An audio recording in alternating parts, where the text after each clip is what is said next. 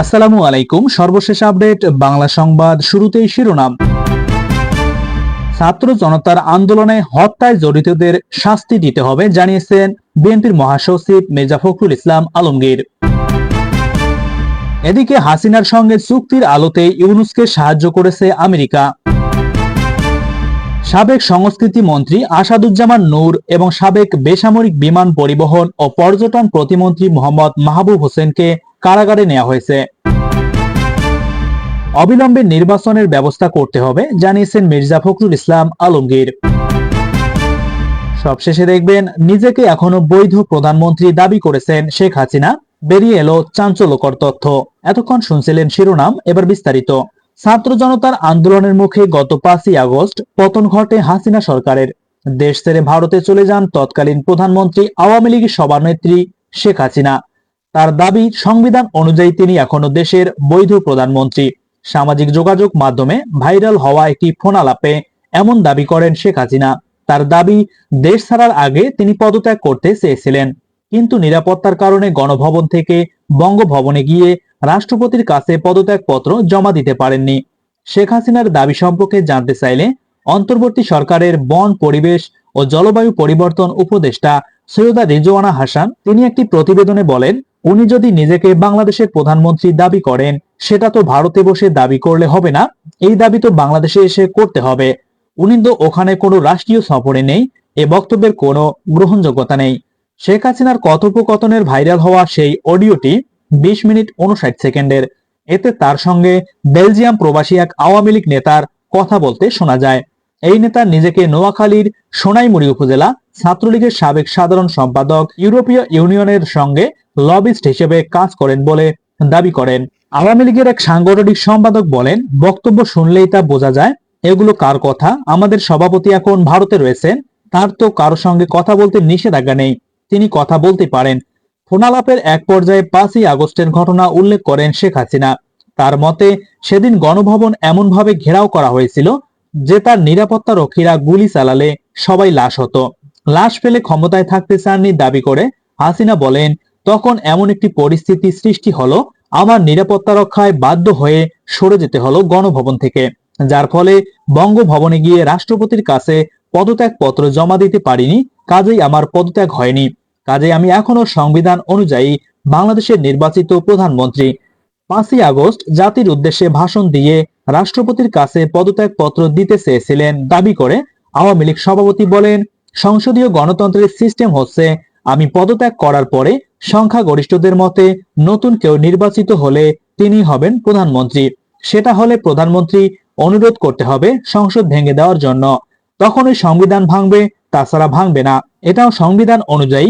আমি তো পদত্যাগ করি নাই, আমাদের সংবিধানের 57 নং অনুচ্ছেদ অনুযায়ী যেভাবে পদত্যাগ করতে হয় আমার কিন্তু সেইভাবে পদত্যাগ করা হয়নি। এদিকে বাংলাদেশে যাওয়ার আগে আমেরিকার দক্ষিণ ও মধ্য এশিয়া বিষয়ক সহকারী বিদেশ সচিব ডোনাল্ড লু দিল্লিতে ভারতের সরকারের গুরুত্বপূর্ণ নেতাদের সঙ্গে টানা কয়েকদিন বৈঠক করে যান। গণ অভ্যুত্থানের পরে ঢাকা সফরে এসে প্রধান উপদেষ্টা মোহাম্মদ ইউনূস ও অন্তর্বর্তী সরকারের কর্মকর্তাদের সঙ্গে দেখা করলেন আমেরিকার প্রতিনিধিরা।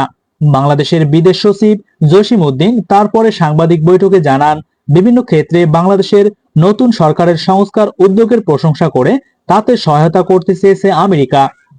নতুন সরকারের দেশ গঠনেও সহযোগিতা করতে চায় বাইডেন সরকার। সংস্থার মাধ্যমে $20 কোটি সাহায্য দিচ্ছে আমেরিকা, যা নতুন সরকার কাঠামোগত সংস্কার এবং উন্নয়নের কাজে লাগাতে পারবে।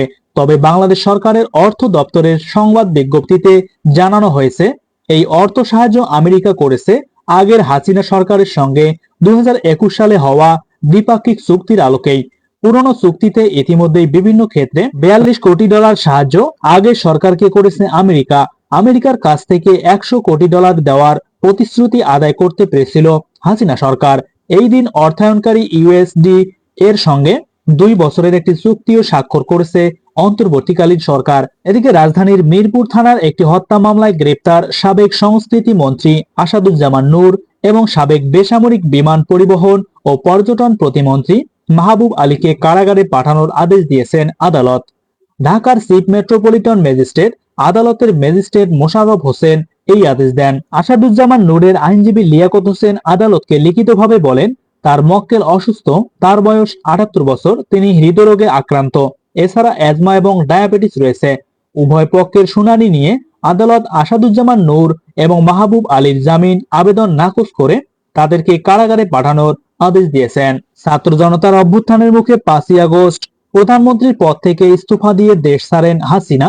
এরপর থেকে এখন পর্যন্ত আওয়ামী লীগ সরকারের 27 জন মন্ত্রী, সংসদ সদস্য, উপদেষ্টা এবং শীর্ষ পর্যায়ের নেতাকে গ্রেপ্তার করা হলো। এর মধ্যে আইনমন্ত্রী আনিসুল হক, সাবেক প্রধানমন্ত্রীর উপদেষ্টা সালমান এফ রহমান এবং জ্বালানি খনিজ সম্পদ মন্ত্রী তৌফিক এলাহি চৌধুরী রয়েছেন। গ্রেপ্তার ব্যক্তিরা জিজ্ঞাসাবাদের জন্য পুলিশি হেফাজতে কারাগারে রয়েছেন। এদিকে রাজধানীর আগারগাঁওয়ে অবস্থিত জাতীয় আর্থোপেডিক হাসপাতাল এবং পুনর্বাসন প্রতিষ্ঠানে ছাত্র জনতার আন্দোলনে আহত হয়ে চিকিৎসাধীন ব্যক্তিদের সঙ্গে দেখা করেছেন বিএনপির মহাসচিব মির্জা ফখরুল ইসলাম আলমগীর। এ সময় আহতদের দলের পক্ষ থেকে আহতদের আর্থিক সহযোগিতা করা হয়। অন্তর্বর্তী সরকারকে আন্দোলনে হতাহতের পাশে দাঁড়ানোর জন্য আহ্বান জানায় ফখরুল। তিনি বলেন, হত্যার সঙ্গে জড়িতদের আইনের আওতায় এনে দৃষ্টান্তমূলক শাস্তি দিতে হবে। সোমবার দুপুরে মির্জা ফখরুল ইসলাম আলমগীর আহতদের দেখতে যান। আহত চিকিৎসাধীন দুজন ব্যক্তি জানান, তাদের প্রত্যেককে 10,000 টাকা করে দিয়েছে বিএনপি। অবিলম্বে নির্বাচন দেওয়ার দাবি জানিয়েছেন বিএনপির মহাসচিব মির্জা ফখরুল ইসলাম আলমগীর। তিনি বলেন, অন্তর্বর্তী সরকার যাদের দায়িত্ব নিয়েছে তাদের মধ্য থেকে বলা হচ্ছে নতুন দল তৈরি করতে হবে। নতুন দল তৈরি করার কথা বললে জনগণ কিভাবে বুঝবে তারা নিরপেক্ষভাবে কাজ করছেন? দ্বিকক্ষ পার্লামেন্ট, উচ্চ কক্ষের গঠন শীর্ষক আলোচনা সভায় মির্জা ফখরুল ইসলাম আলমগীর এসব কথা বলেন। সভায় মির্জা ফখরুল বলেন, অবিলম্বে নির্বাচনের ব্যবস্থা করতে হবে। ছাত্র জনতা রক্ত দিয়ে সুযোগ তৈরি করেছে সামনে এগিয়ে যাওয়ার।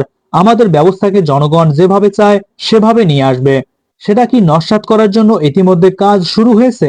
যারা দায়িত্ব পেয়েছেন, এই সরকার যাদের দায়িত্ব দিয়েছে তাদের মধ্য থেকে যখন বলেন নতুন দল তৈরি করতে হবে, তখন বিস্মিত না হয়ে পারা যায় না।